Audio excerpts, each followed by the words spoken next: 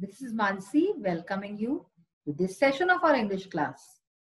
आज आपण जो तुमचा चॅप्टर होता द नेकलेस त्याला वाचू आणि पुढे पाहू की स्टोरी मध्ये काय होतं. मॅथिल्डे आपल्या मैत्रिणीकडे जाते जी खूप श्रीमंत असते आणि तिच्याकडे जाऊन तिला एक हार आवडतो, खूप सुंदर असतो तो हिऱ्याचा हार असतो, डायमंड नेकलेस असतो जो तिला आवडतो आणि ते घालून ती आपल्या नवऱ्याच्या बरोबर एका पार्टीत जाणं चाहते. तर पाहू पण पुढे काय होतं द नेकलेस या स्टोरीमध्ये. तर मॅथिल्डे जी आहे ती आपली मैत्रीण मॅडम फॉरेस्टियर तिचा जो हार असतो, जो नेकलेस असतो डायमंडचा, तो ते आपल्या गळ्यात घालून पाहते आणि स्वतःला बघत राहते कारण की ती इतकी सुंदर दिसत असते ते घालून. मग ती विचारते, देन शी आस्क्ड अँक्शियसली हेजिटेटिंग, मग ती तिला विचारते उत्सुकतेने आणि हेजिटेटिंग म्हणजे लाजत लाजत विचारते, would you lend me this just this. तर ती तिला विचारते की काय तू मला हे देशीलच, मला फक्त हे हवंय. Y yes of course. तर तिची मैत्रीण म्हणते की हो का, तू विचारते कशाला आहे, बिलकुल तू घेऊन घे हे. She threw her arms around her friend's neck rapturously, then fled with her treasure. तर ती आनंदाने आपले आपले जे दोन्ही हात आहेत आपल्या मैत्रिणीच्या गळ्यात टाकते, म्हणजे असं करून तिला मिठी मारते आणि flat with her treasure. Treasure म्हणजे काय, तो जो हार असतो तो तिच्याकरता कोणत्या खजान्यापेक्षा कमी नसतो. तो खजाना घेऊन ती तिथून चालली जाते, उडून जाते. फ्लॅट म्हणजे काय, उडणं, तो उडून जाते. The day of the party arrived. Madame Loisel was a success. तर जेव्हा तो पार्टीचा दिवस असतो तो येतो आणि मॅडम लुइझल जे की नवीन ड्रेस आणि जे हार घालून जाते ती एक सक्सेस असते, म्हणजे की ती तिथे तिचे सगळेजण चर्चा करतात आणि तिची खूप वाहवाही होते. She was prettier than all the other women, elegant, gracious, smiling and full of joy. तर ती तिथे असलेल्या जितक्याही बायका होत्या सगळ्यांमध्ये सगळ्यात सुंदर दिसते आणि त्याच्यामध्ये एलिगंट म्हणजे एक क्लासी दिसते, ती खूप सुंदर हसरा चेहरा आणि अगदी आनंदाने भरलेली असं तिचं खूप जे आहे सगळेजण वाहवाही करतात. She danced wildly with passion, forgetting everything in the triumph of a beauty and success, floating in a cloud of happiness. तर ती इतकी आनंदात असते, ती खूप नाचते आणि सगळं काही ती विसरून जाते आणि तिला असं वाटतं की बस आज जे आहे तिच्या सुंदरतेचं आणि तिचं सगळी जीत होऊन गेली आहे, जणू काही ती जिंकलेली आहे आज विश्व, असं तिला फील होतं. Mathilde and her husband left at about 4 o'clock in the morning. तर त्या पार्टीतनं मॅथिल्डे जी असते ती आपल्या नवऱ्याबरोबर सकाळी 4-1 वाजता निघते. When they were finally in the street, they could not find the cab. तर जेव्हा ते स्ट्रीट मध्ये येतात, गल्लीत येतात, तर त्यांना लवकर एक कोणची कॅब म्हणजे टॅक्सी नाही मिळत. They walked down toward the scene till they found one. तर ते जे आहे सीन नावाची जागा असते तिथपर्यंत चालून जातात, मग तिथे जाऊन त्यांना एक कॅब मिळतो. They were dropped off at their door in the Rue des Martyrs and sadly it was all over for her. तर तिथे तो जो कॅबवाला असतो तो त्यांना त्यांच्या घरापर्यंत सोडतो आणि मग सगळं काही ओव्हर होऊन गेलेलं असतं. सॅडली म्हणजे की बहुत दुःखाचा विषय, कारण की आज मॅथिल्डे पहिल्यांदा जीवनात इतकी प्रसन्न झालेली असते. आता बघा इथे रॅप्चरसली चा अर्थ दिलेला आहे. इथे एका जागी रॅप्चरसली शब्द आलेला आहे. विथ ग्रेट जॉय म्हणजे की खूप जास्त खुशीने, प्रसन्नतेने. फ्लॅट विथ हर ट्रेजर म्हणजे की here flat means went away quickly. Went away quickly म्हणजे लवकरशी ती आपला हार घेऊन पळाली. पॅनिक स्ट्रिकेन, आता हा शब्द पुढे येणार आहे बघा. In front of the mirror she took a final look at herself in all her glory. तर शेवटी ती जी आहे मिरर मध्ये म्हणजे काचेमध्ये आपल्याला आरशामध्ये बघते, शेवटलं सोचते की मी आता इतकी सुंदर दिसते, आता मी शेवटलं आपल्याला बघून गो किती छान दिसते मी. But suddenly she uttered a cry, पण अचानक ती ओरडते. She no longer had the necklace round her neck. तिच्या गळ्यात तो नेकलेस, तो हार नसतो. What is the matter asked her husband. तर तिचा जो नवरा असतो तो विचारतो की काय झालं. She turned towards him panic stricken. ती तिच्याकडे पॅनिक स्ट्रिकन म्हणजे काय, with a sudden feeling of fear, भीतीने म्हणजे भ्यायलेली पूर्ण ती आपल्या नवऱ्याकडे वळते. I no longer have Madame Forestier's necklace. तर ती म्हणते की माझ्याजवळ मॅडम फॉरेस्टियरचा नेकलेस नाहीये, हार नाहीये. He stood up distraught. तो उठतो. डिस्ट्रॉट म्हणजे वरीड, डिस्टर्ब, खूप चिंतेने उभा होतो तो. What, how, that's impossible. तर म्हणतो हे अशक्य आहे, हे कसं झालं. म्हणजे की तो इतका महागाईचा हार, तर त्यांना या गोष्टीचा फार मोठा धक्का बसतो की कुठे चालला गेला तो हार. तर अशा प्रकारे हा आपला जो पहिला पार्ट आहे हा इथे संपलेला आहे. या चॅप्टरचा. हे 2 पार्ट्स मध्ये ही स्टोरी आहे टोटल. पहा आता हे हू सेड टू हूम हे पार्ट आपण केलेला आहे. Read the conversations in the story aloud using proper intonation. तर तुम्ही आता मला बघितलं की जे कन्व्हर्सेशन म्हणजे संवाद 2 लोकांचे ते मी कसे बोलले, तर तुम्ही पण त्याच प्रकारे बोलायचा प्रयत्न करा आणि त्यांना वाचा. Write a few lines about what Mathilde had and what she dreamed about. हे सगळे आपले जितकेही एक्सरसाइज आहेत ते आपण करून घेतलेले आहे. आणि हे फॉर्मल इन्व्हिटेशनचं आहे, हे आज आपण बघणारच आहोत पुढच्या आपल्या स्लाइड्स मध्ये. याच्यामध्ये काय की इन्व्हिटेशन जे द्यायचं असतं कुणाला, तर ते कसं द्यायचं त्याचा एक फॉर्मॅट यांनी दिलेला आहे आणि त्याला आपल्याला भरायचं आहे. त्याच्यामध्ये कसं असतं मिस्टर अँड मिसेस, तर हे ह्याच्या पुढे लिहितात की जो कोणी बोलवतोय दुसऱ्यांना, जे होस्ट आहे. तर suppose mister and Mrs Deshmukh, mister and Mrs Deshmukh solicit किंवा रिक्वेस्ट याच्यातनं एक शब्द कोणताही निवडायचा. तर suppose request the pleasure of your company on the occasion of the, काय कोणत्या वस्तू करता तुम्ही त्यांना बोलवताय त्याच्याकरता लिहायचं ऑफ देअर, ऑन, ऑन म्हणजे ते डे आणि मग डेट, व्हेन्यू आणि टाइम, व्हेन्यू म्हणजे जागा आणि टाइम म्हणजे वेळ. हे सगळं फिल करून यात आपण पुढे बघणार आहे. ह्याच्याच बरोबर include other request like RSVP. ह्याच्या बरोबरच तुम्ही RSVP लिहू शकता, no presents please etcetera at the bottom, सगळ्यात खालती हे सगळं सुद्धा लिहिलं जाऊ शकतं. आता बघा रीड द फ्रेजेस, हे फ्रेजेस आपण वाचूया. The necklace, an error, all these things, another woman, one evening, her husband. In all these phrases we see some words used before the nouns. तर या सगळ्या फ्रेजेस मध्ये, या सगळ्या वाक्यांशमध्ये आपण काय बघितलं, जितकेही नाउन्स होते, संज्ञा शब्द होते, नेकलेस, एरर, थिंग्स, ह्यांच्या आधी काही शब्द यूज झालेले आहेत. They specify or make it clear what noun we are talking about. तर हे काय सांगतात की आपण कोणत्या नाउन बद्दल गोष्टी करतो आहे, ते स्पेसिफिकली त्या नाउनची गोष्ट सांगतात की द नेकलेस म्हणजे कोणत्या, एक तो स्पेसिफिक नेकलेस, किंवा an error, all these things, another women म्हणजे एक वेगळी वुमेन. तर हे सांगतात आहे तुम्हाला.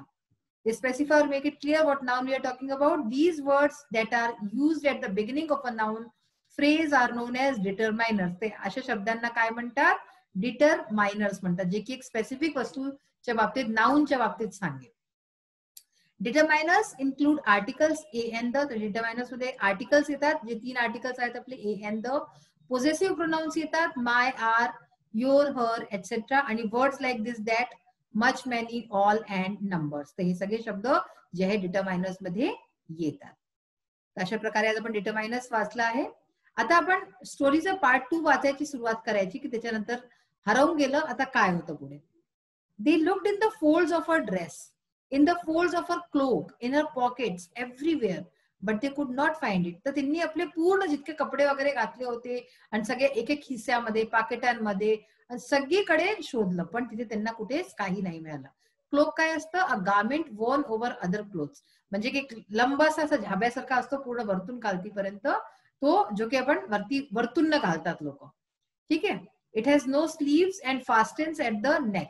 याच्यात स्लीव्स नसतात, म्हणजे जे स्लीव्स आहेत ना असे स्लीव्स हे नसतात, आणि fastens at the neck, neck म्हणजे इथे असं इथून असं बांधायचं असतं. Are you sure you still had it on when you left the hall, he asked. तर त्यांनी विचारलं, नवऱ्याने विचारलं की काय तू शुअर आहेस, तुला नक्की आठवण आहे की जेव्हा आपण ते हॉल सोडलं तर तेव्हा ते तुझ्या गळ्यातच होतं. Yes, I touched it in the hall at the ministry. ती म्हणते की हो, मी मिनिस्ट्रीच्या हॉलमध्ये त्याला शिवलं होतं, मी हात लावून बघितलं होतं. But if you had lost it in the street we would have heard it fall, it must be in the cab. तर तो काय म्हणतो की पण जर तो स्ट्रीट वरती गल्लीत पडला असतं तर त्याचा पडायची आवाज आली असती, ते जरूर कॅब मध्ये पडलेलं असेल, म्हणजे जे आपण टॅक्सीमध्ये आलो तिथे पडलं असेल. Yes, that's probably it. Did you take his number? No. तर ते म्हणते, बायको काय म्हणते की हो असंच झालं असेल काहीतरी, काय तुम्ही त्या कॅबवाल्याचा नंबर घेतला होता? तर तो म्हणतो नाही. दे स्टेअर्ड एट ईच अदर स्टंट. तर दोघे एकामेकाला पाहू लागले. स्टंट म्हणजे की एकदम घाबरलेले असे बघू लागले. At last Loisel put his clothes on again. शेवटी लोइझल जो होता त्यांनी जे आहे आपले कपडे परत घातले. I am going back, he said. तो म्हणाला मी परत जातोय. Over the whole route we walked and see if I can find it. आपण पूर्ण रस्त्यावर चालून आलोय आणि त्या रस्त्यात आपण परत बघूया की मी बघतो की आपल्याला मिळतं का. He left. तर तो चालला गेला. She remained in her ball dress all night. तर त्या दिवशी ती आपल्या त्या ड्रेसमध्ये जो ती नवीन ड्रेस घेतलेला होता, पूर्ण रात्र राहिली. हर माइंड ब्लँक, तिच्या माइंडमध्ये तिच्या दिमागमध्ये काहीच नव्हतं चालत. Her husband return at about 7 o'clock. He had found nothing. म्हणजे 4-4:15 वाजता ते घरी आलेले. ते जे आहे 7 वाजता तो घरी आला, पण त्याला काहीच नव्हतं मिळालं. He went to the police. मग ते पोलीसमध्ये गेली. To the newspapers to offer a reward. Newspaper मध्ये केले की एक आपण जे आहे रिवॉर्ड देऊ, की जर कोणाला भेटत आपण देऊ. To the cab companies everywhere the tiniest glimmer of hope led him. जिथे त्यांना एवढी पण आशेची किरण वाटत होती की अशाने आपल्याला मिळेल, अशा सगळ्या जागी ते लोक तिथे गेले. आता बघा, आपण पार्ट 1 मध्ये जे बघितलं होतं एक्सरसाइज, त्याच्यामध्ये होतं प्रिपेअर अ फॉर्मल इन्व्हिटेशन. तर तो इन्व्हिटेशन नीट प्रकारे कसा लिहायचा बघा. इन्व्हिटेशन जेव्हाही तुम्हाला एक्झाम मध्ये येईल, सगळं फॉर्मॅट दिलेलं राहील. तुम्हाला फक्त त्याला फिल करायचं आहे, की फिल कसं कराल, तर त्याला भरणं जरुरी आहे. दुसरी गोष्ट की जेव्हाही तुम्ही इन्व्हिटेशन लिहिता, तर त्याला एका बॉक्समध्ये लिहा. हे ते तुम्ही बघताय ना की मी एक बॉक्स बनवलेला आहे. तर असा किंवा चौखट्टा, रेक्टँगल असं तुम्ही एक बॉक्स बनवले, त्याच्यामध्येच इन्व्हिटेशन, नोटीस हे सगळं बॉक्समध्येच लिहितात. तर सर्वात आधी आपण लिहिलं इन्व्हिटेशन सेंटरमध्ये. मग mister and Mrs Rajesh Sawant असं एक नाव लिहिलं आपण. Request the pleasure of your company on the occasion of the 60th wedding anniversary of their parents on Sunday the 1st October 2020. म्हणजे काय की mister and Mrs Rajesh Sawant हे लोकांना बोलवतात. ते त्यांच्या आई वडिलांचा 60वी लग्नाचा वाढदिवस आहे. तर ते संडेला 1 ऑक्टोबर 2020 ला जे आहे ते बोलवतात. ते व्हेन्यू म्हणजे की जागा कोणची, अमर हॉल वाशी मुंबई. हे एक इमॅजिनरी मी असं लिहून दिलंय की अमर हॉल वाशी मुंबई, आणि पिनकोड आणि टाइम म्हणजे वेळ दिलेली असते 6 PM to 10 PM. तर टाइम पण दिलेला आहे. तर अशा प्रकारे तुम्ही इन्व्हिटेशन तुम्ही सुद्धा लिहू शकता. ह्याच्या जागी तुम्ही आपले जे आहे शब्द टाका आणि ते इन्व्हिटेशन एक नवीन बनवा. नेक्स्ट बघा, read the following passage and do the activities. हे आपण जसं आपल्या मागच्या चॅप्टर्स मध्ये करून चुकलो आहोत. हे तशाच प्रकारचं एक आहे. हे ह्याच्यामध्ये काय करलंय आपण की पेज 25-26 हे तुम्ही बघाले आपल्या बुकमध्ये. द नेक्स्ट डे जिथून सुरू होते इथपासून घेऊन हर ट्रेजर इथपर्यंत हे जे आहे हे एवढं घेतलेलं आहे. आता या पॅराग्राफला वाचून ह्याच्याशी रिलेटेड जितकेही एक्सरसाइज आहेत ते सगळे ह्याला वाचूनच तुम्हाला करता येतील. हे समजा. पहिला आहे choose the correct option from the bracket and complete the sentences.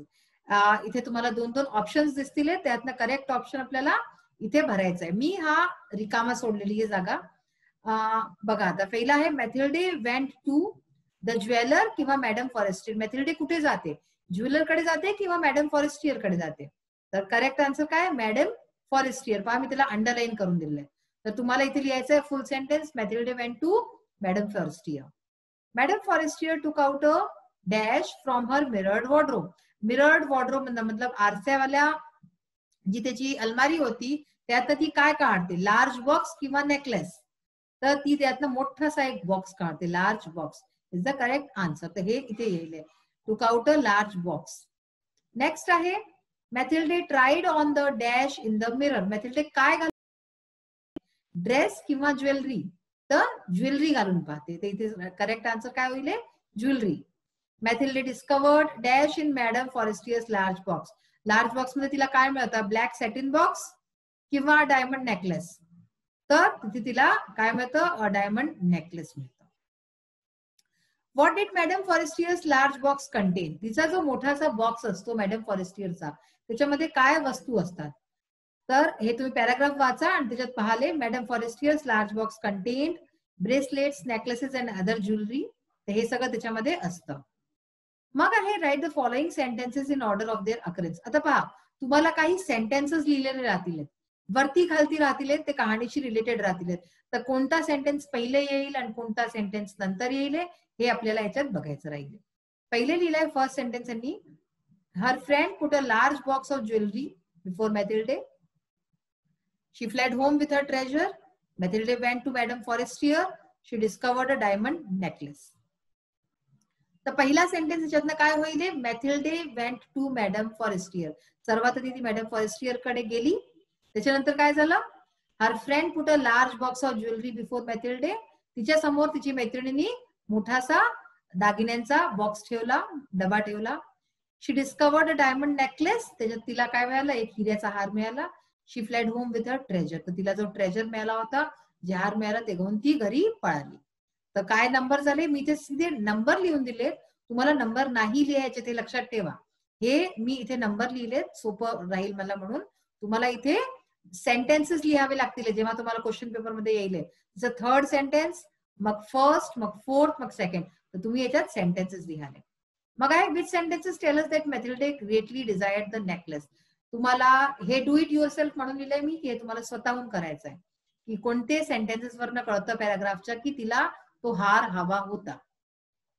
Next आहे fill in the blanks with proper letters so as to find the words.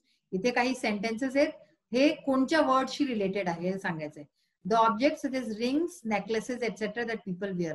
लोक जे घालतात अशा चीज, जसं रिंग्स म्हणजे काय, अंगठी, नेकलेस हार, तर त्यांना काय म्हणतात, त्यांना म्हणतात jewellery. A strong wish to have something, काही वस्तू आपल्याला हवी असते तर त्याची इच्छेला काय म्हणतात, डिझायर, तिला म्हणतात डिझायर. मग आहे past following sentence in simple present tense. याला प्रेझेंट टेन्स मध्ये आपल्याला कन्वर्ट करायचं आहे. She threw her arms around her friend's neck. आता या सेंटेन्स मध्ये थ्रू हा शब्द जो आहे हा पास्ट टेन्सचा आहे, त्याला आपल्याला सिम्पल प्रेझेंट टेन्स मध्ये करायचं आहे. तर काय होईल, she throws her arms around her friend's neck. तर थ्रूला आपण थ्रोज करून दिलं, तर हा पास्ट पासून प्रेझेंट टेन्सचा बनवून दिला. तर अशा प्रकारे आज आपण आपला पार्ट 1 फिनिश केलेला आहे. या चॅप्टरचा पार्ट 2 आज सुरू केलेला आहे. ग्रामरचे पण बहुत काही जरुरी जे चीज आहेत त्या बघितल्या आहेत. आपल्या टेक्स्च्युअल जे रिलेटेड असतात त्यांना तुम्ही वाचा. नेक्स्ट सेशन मध्ये परत भेटूया. Till then bye, have a nice day. Thank you.